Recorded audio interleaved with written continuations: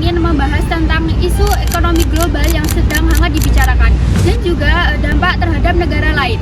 Nah, pernah kepikiran nggak sih satu kebijakan perdagangan di Amerika Serikat itu membuat ekonomi di negara lain itu bergoyah. Nah, jadi pada tahun 2025 ini Korea Selatan itu sudah merasakan dampaknya, yaitu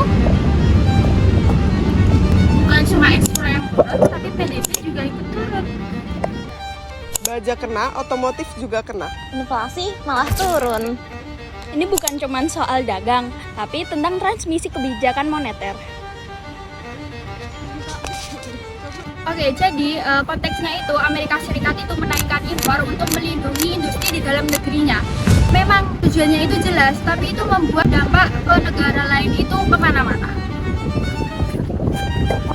Tarif baja 50%, otomotif 15% buat melindungi industri domestik AS. Korea Selatan sangat berdampak karena sangat bergantung pada ekspor ke AS. Ekspor baja Korea ke AS turun 19,3%, produksi turun, stok meningkat, dan harga baja tertekan.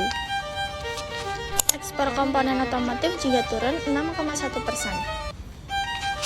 Nah, jadi dampaknya itu jalan ketenaga kerja dan rantai pasok di Korea Selatan itu menjadi turun ya teman-teman. Ekspor Korea pada tahun 2025 turun sekitar 1,3%, PDB Korea pada tahun 2025 turun sekitar 0,45%, dan pada tahun 2026 diperkirakan akan turun sekitar 0,60%. Dampak 2026 itu lebih besar karena efeknya yang tertunda.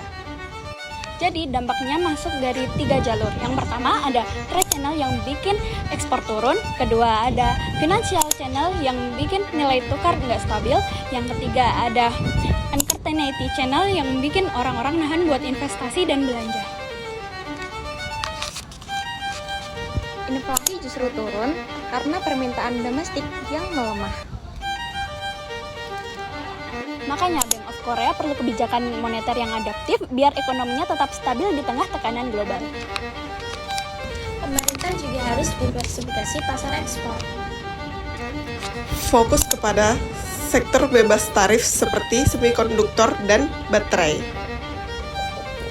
Oke, jadi kesimpulannya teman-teman, kenaikan tarif impor itu dapat berdampak ke ekonomi luas di negara lain, yaitu tadi contohnya di Korea Selatan. Nah, karena itu kita harus memahami isu ekonomi global untuk mengetahui pengaruh dampak dalam luar negeri. Itu saja yang bisa kami sampaikan, kurang lebihnya kami mohon maaf. Assalamualaikum warahmatullahi wabarakatuh.